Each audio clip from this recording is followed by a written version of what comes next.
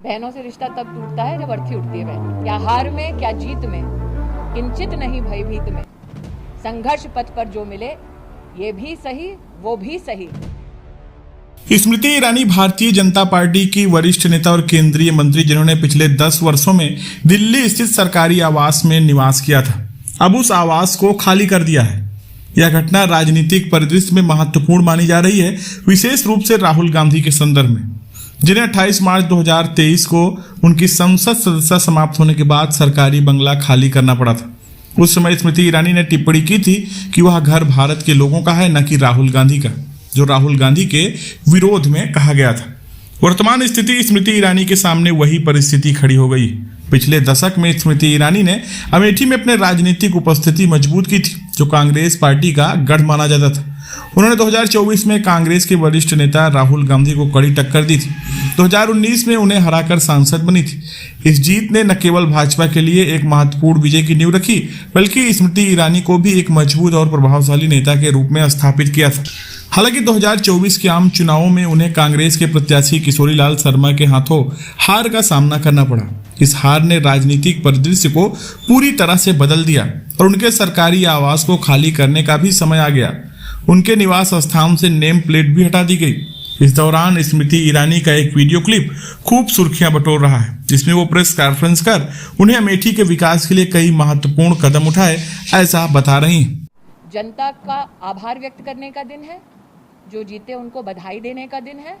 संगठन का स्वभाव है विश्लेषण करने का, वो संगठन अपनी ओर से विश्लेषण करेगा, लेकिन एक जनप्रतिनिधि, एक पॉलिटिकल एक्टिविस्ट के नाते मेरा ये बहुत बड़ा सौभाग्य रहा कि मैंने क्षेत्र में हर गांव में जाकर काम किया।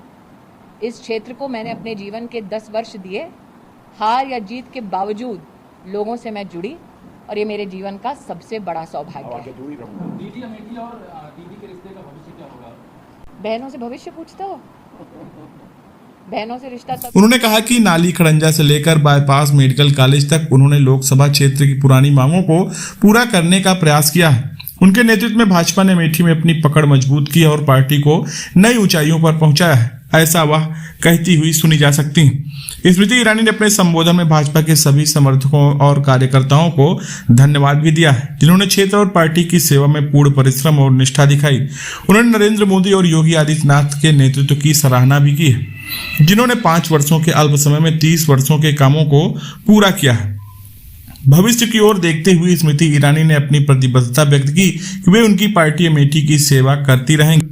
उन्होंने भाजपा के संकल्पित कार्यकर्ताओं की ओर से क्षेत्र की जनता के प्रति कृतज्ञता व्यक्त की और आशा जताई है कि गांव-गांव जाकर जनता की सेवा होती रहेगी। उनके लिए हार या जीत के बावजूद जनता से जुड़ना और उनकी सेवा करना सबसे बड़ा सौभाग्य होगा।